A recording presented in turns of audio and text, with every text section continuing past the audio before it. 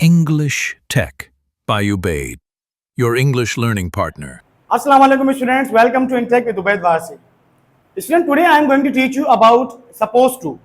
Supposed to की मैं आपको अलग अलग इस्तेमाल बताऊंगा यहाँ पर, जो कि आप स्क्रीन पे देख सकते हैं कि सबसे पहले supposed to हम इस्तेमाल करते हैं expectations के लिए, ड्यूटी के लिए, रिस्पॉन्सिबिलिटी के लिए एंड पर्पस के लिए। लेकिन मेरी वीडियो को पूरा देखिएगा, क्योंकि वीडियो के आगे में हम आपको बताऊंगा कि आप सपोज टू को कहां इस्तेमाल कर सकते हो, कहां इस्तेमाल नहीं कर सकते। तो let's make the sentences first.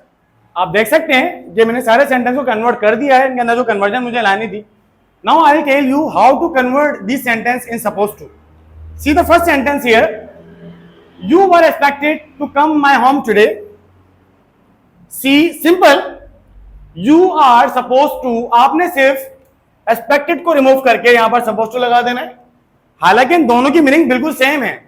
आप अगर इस्तेमाल करना चाहते हैं ऊपर वाला जुमला, इट इज नॉट रॉन्ग। अगर आप सपोज टू के साथ, मेरा मकसद आपको सपोज टू बताना है बहुत आसान तरीके से। Now let's move on to the second sentence. The second sentence is, the train is expected to arrive at 11 AM। ये उम्मीद लगाई जाती है कि ट्रेन 11 बजे पहुंच जाएगी। इसको सपोज टू में कैसे कन्वर्ट करेंगे? You can see, the train is supposed to arrive at 11 AM. Only the same thing what we have done with the first one. Expected को remove करके you have to put the supposed to. I'll tell you now the third sentence what I've made, what I've converted from simple sentence to supposed to. You are a topper. It is expected that you will pass that exams too. आप एक topper हैं और आपसे ये उम्मीद लगाई जाती है कि आप वो वाला इम्तिहान भी पास कर लेंगे। How would you like to convert this into supposed to? Let me tell you. It will be same. You are a topper. You are supposed to pass that exams too. आप टॉपर हैं और आप वो exam भी पास कर लेंगे। ये याद रखिएगा कि मीनिंग दोनों सेंटेंस की सेम ही है। बस मैं आपको जो बता रहा हूं वो सपोज टू का बता रहा हूं कि सपोज टू को हम कहां इस्तेमाल करते हैं और कैसे इस्तेमाल करते हैं। Now the last but not the least, it's been announced that Atif Aslam will visit Karachi on Monday. ये अनाउंस कर दिया गया है कि आतिफ असलम एक्सपेक्टेड है कि वो मंडे को कराची तशरीफ लाएंगे, कराची का विजिट करेंगे। Now how do you like to convert this sentence into, Atif Aslam is supposed to visit Karachi on Monday. ये इंतहाई आसान है। अभी जो मैंने आपको सेंटेंसेस बताए हैं ये एक्सपेक्टेशंस के लिए बताया है कि एक्सपेक्टेशन के लिए हम सपोज टू का इस्तेमाल करते हैं। Now next I would like to move towards duty. ये सेंटेंसेस आप देख सकते हैं। पहले मैंने एक्सपेक्टेशन के जुमले बनाए थे कि एक्सपेक्टेशन को कन्वर्ट कैसे करेंगे सपोज टू में, लेकिन अब मैंने जो जुमले बनाए हैं आपके लिए वो है ड्यूटी। आप सेंटेंसेस बोर्ड पर देख सकते हैं। पहला सेंटेंस आप देख सकते हैं, it is your duty to reach office on time. यह आपका फर्ज है कि आप वक्त पे ऑफिस जाएं। Now how would you like to convert this into suppose to? Simple, you are suppose to reach office on time. Second sentence, यहां पर ड्यूटी लफ्ज मैंने इस्तेमाल नहीं किया, लेकिन क्लियर है क्योंकि मैं यहां पे मस्ट इस्तेमाल कर रहा हूं मोडाल, जो कि ऑब्लिगेशंस के लिए इस्तेमाल होता है, ड्यूटीज के लिए इस्तेमाल होता है। Being a Pakistani we must fight for our country. Obviously it is one of our duty to fight for the country. So यहां पे ड्यूटी मेंशन नहीं है, लेकिन ये ड्यूटी ही शो कर रहा है। सी, इसको कन्वर्ट किस तरह करेंगे? Being a Pakistani we are suppose to fight for our country. I hope कि मेरी बात आपको बहुत आसानी से समझ आ रही होगी, क्योंकि सपोज टू को इस्तेमाल करना लोगों ने मुश्किल बनाया हुआ है, लेकिन है नहीं।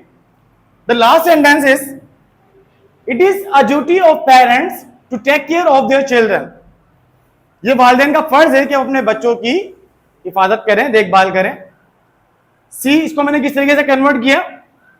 Parents are suppose to take care of their children. अच्छा, यहां पर आप यकीनन सोच रहे होंगे कि ड्यूटी का पता कैसे चलेगा, किस तरह पता चलेगा कि ड्यूटी इसमें शो हो रही है।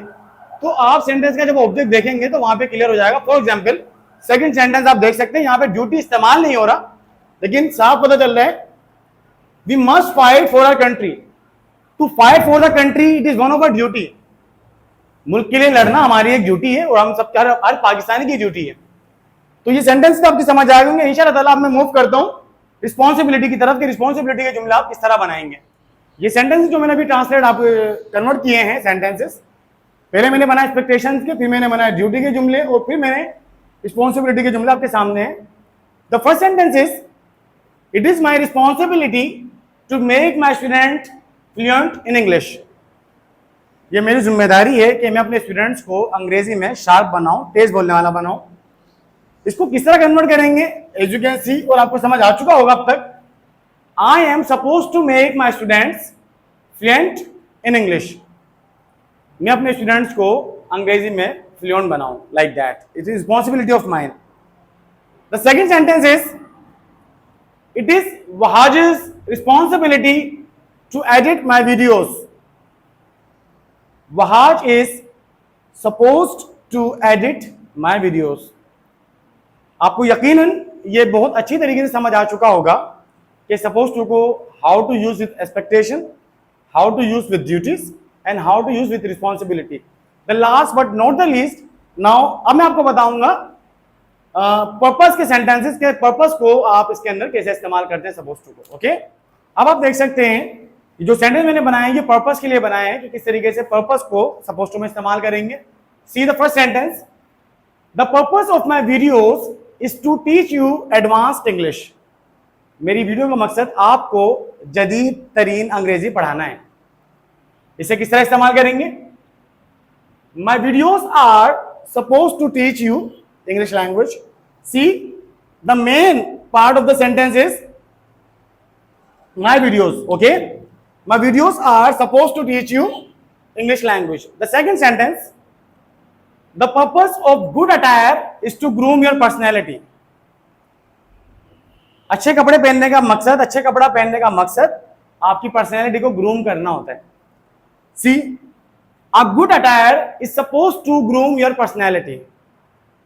अब मैं आपको बताने लगा हूं कि आप सपोज टू को कहां इस्तेमाल कर सकते हो, कहां इस्तेमाल नहीं कर सकते।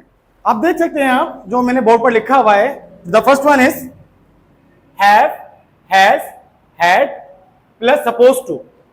रिमेंबर, कभी भी आप इनके साथ सपोज टू का इस्तेमाल नहीं करेंगे, इसके साथ बिल्कुल भी इस्तेमाल नहीं होगा। डू, डज, डिड, इसके साथ भी कभी सपोज टू नहीं आता। अब आप देखिए यहां पर will, would plus suppose to, ये स्ट्रक्चर होता ही नहीं है। अब इसके साथ कभी इसको इस्तेमाल कर ही नहीं सकते, तो ये भी इस्तेमाल नहीं करना हमें। Neither we can use it with could, can plus suppose to, ये भी बिल्कुल हमें इस्तेमाल नहीं करना।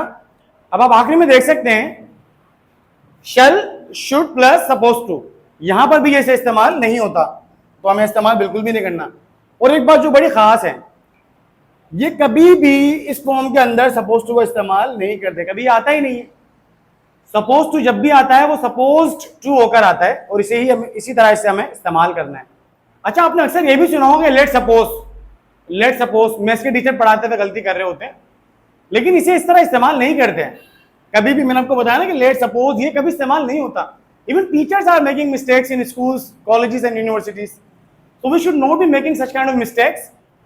आज आपको मैंने सपोज टू का सही तरीका बता दिया है, और मुझे लाजमी कमेंट में बताइएगा कि आपको ये समझ आया मेरा आज का टॉपिक सपोज टू का या नहीं आया। इसी तरीके से मेरी वीडियोस को देखते रहिए, सब्सक्राइब करते रहिए, और मुझे लाजमी बताइए वो लेक्चर, वो टॉपिक जो आपको समझ में नहीं आया, तो देन आई विल इंशाल्लाह upload that video. Thank you so much, Allah Hafiz.